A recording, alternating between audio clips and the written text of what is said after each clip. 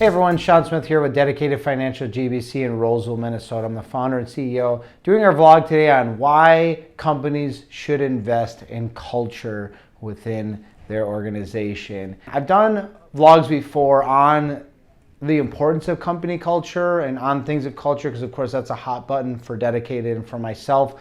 But I really want to dive into some reasons, and in this vlog it'll be a little bit more content heavy with specific reasons. So if I'm searching, that's because I'm working off some specific numbers. So first thing is this, one of the statistics I found is 77% of all adults told researchers that they would consider a company's culture before seeking a job there. 77% of people saying, hey, before I even work for you, that's really important. And another 56% added that a good workplace is more important to them than salary. So over half the people in your company actually care more about the company culture and the positive atmosphere that they're working with than they do even about the salary amount. Statistics like that, and there's so many other ones out there that prove that company culture is huge, yet this is just for me personally, but a lot of people I speak with, most of the company cultures out there, to folks I know, are toxic. At best, they're just stay off the radar. Don't be the nail that sticks up and you're the one that's getting hammered for saying something, doing something wrong or whatever. You know, it's just kind of status quo.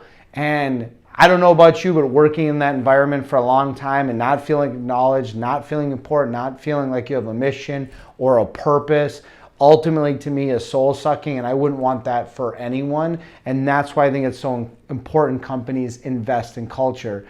And I think when you see people thriving, another reason to invest in company culture is when you see people thriving, what always ends up happening after that is the selling or the product or the service, right, is that much better because the people who are doing the work actually care about the company, they care about what they're doing and that they're doing it with excellence because they have a company that's investing in them.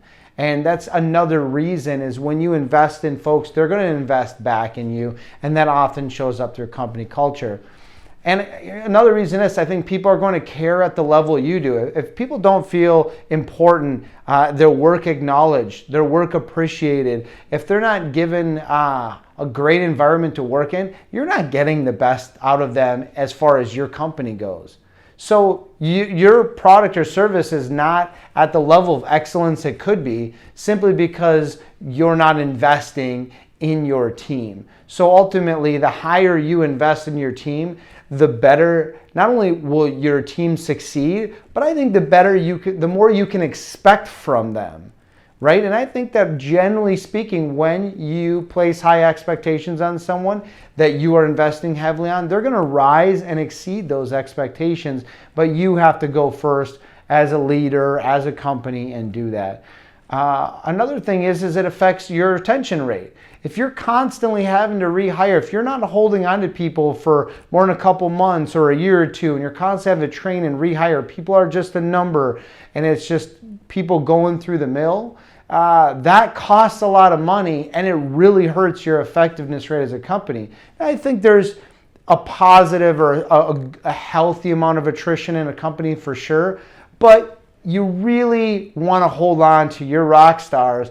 And if they're working in a toxic environment, they're only going to hold on for so long. And again, you're not even getting their best if you're not investing in them anyways. Another thing is, it's kind of like if you're healthy, you can provide other people with healthy advice.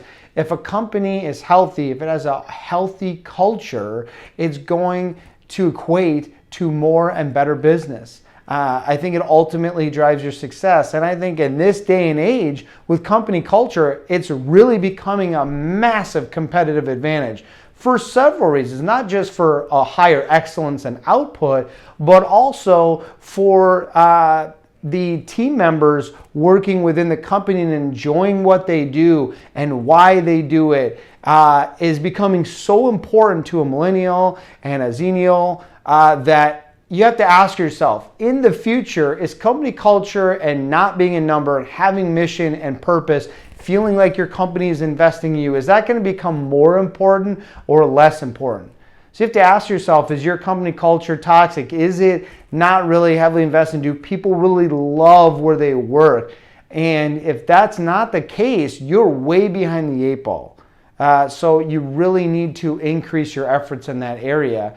And I would end with this, is that quite frankly, investing in folks, giving them a positive place to work, giving them a mission, vision, and values that they can sell it to, for how much time we spend working throughout the day, to give someone a negative environment that's toxic, where they're not appreciated, they're not acknowledged, it's just the wrong thing to do. The right thing to do is to invest in people, to reward them for their success, to acknowledge their successes, to appreciate them as a human being, and not treat them as a number. It's just the right thing to do, to invest in company culture. So if you're a leader or you're a business owner and it's not really high on your priority list, I think you're going to watch the companies where that is a high priority list are going to start taking more market share from you. You're going to have a harder time retaining great people. And ultimately, you're going to know that that's an area that you need to invest more heavily in. And if you're already doing, you feel a great job on that, I would highly recommend you double down on your efforts.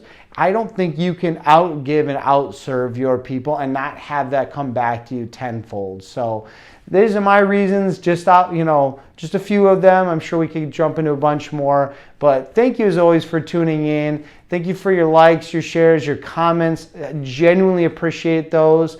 And as always, thank you for tuning in, and God bless.